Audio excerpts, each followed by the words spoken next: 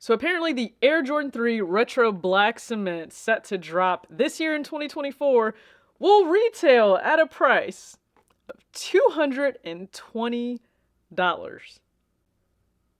What in the hell will collaborations cost on a retro if we're already at 220 for a basic GR?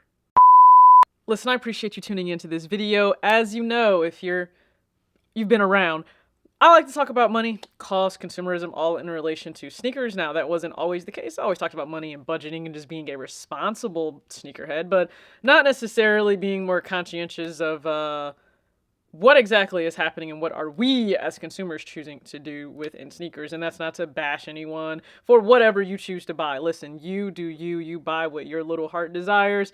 I have moved to a little bit more of a discerning place within pickups and what I will and won't buy, because quite frankly, a really great question for me: would I pay retail for a sneaker right now based on a lot of the sneakers that I have in here? And for some of them, it's no, which means they should probably go on the chopping block and just leave my collection right now, as one sneaker is about to do because it's sold. So I'm excited about that. But no, I like to just cross that bridge. Let's bring it all together between what we're spending, the cost, and just being mindful of how we as consumers are kind of moving around, because we hold a lot of power, but we certainly don't choose to use it. And again, you can buy whatever it is that you would like to buy. People were just all out of sorts, right? All in their feelings when I brought up that all of us didn't want the Air Jordan 4 Bread reimagined. Like, heaven forbid you not want what everyone else wants. I never call the sneaker bad, okay?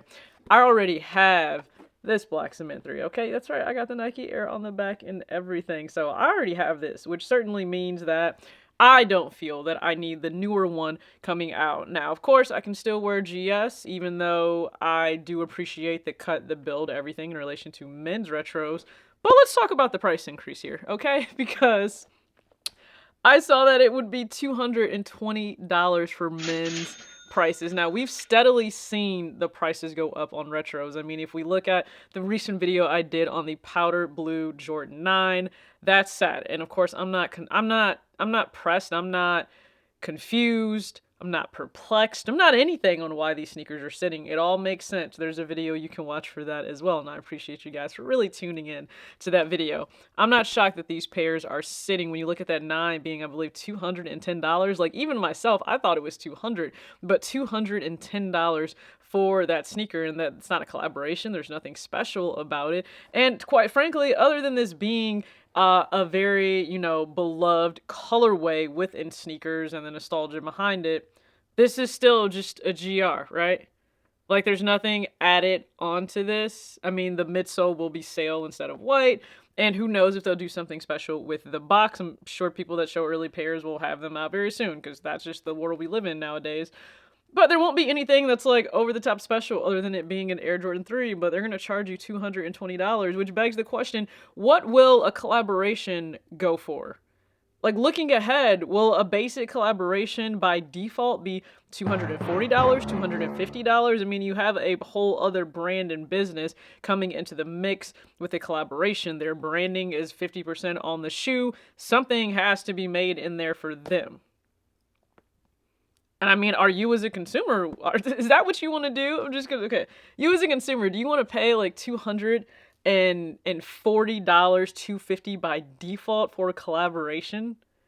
I just don't see a lot of consumers wanting to venture down that road. I don't personally. I mean, if you look at a lot of women's retros, they've come a long way, okay? Just a phenomenal way in design and colorways and just how they're speaking to women via the sneakers themselves. However, I've said this in the past, that $200 price point, not going to really be what women are interested in, okay? There are so many opportunity costs in terms of hair. I don't wear makeup, but a lot of women do, okay? Hair, makeup, nails, upkeep, everything, okay? It's a lot to be a woman. It is a lot.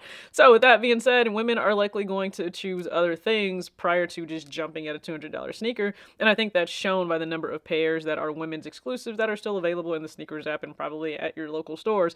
And I fear you may start to see these collaborations not even do as well if they have to, by default, again, put those prices up sky high to $240 or $250, because you have to price them higher than what you're pricing your basic GRs.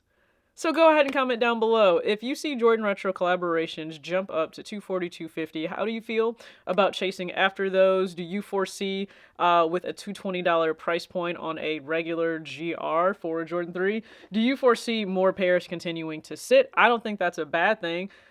For consumers who may want to, buy the shoe, I will say if you are Nike itself and Jordan Brand, you're going to start to look at that a little sideways, and stakeholders, shareholders will also start to look at that. So I know that they say they're going to innovate, and Nike has the Pegasus Premium coming out. Like, they have things in the pipeline. I respect that, as they should. Like, you were built on innovation. Please innovate.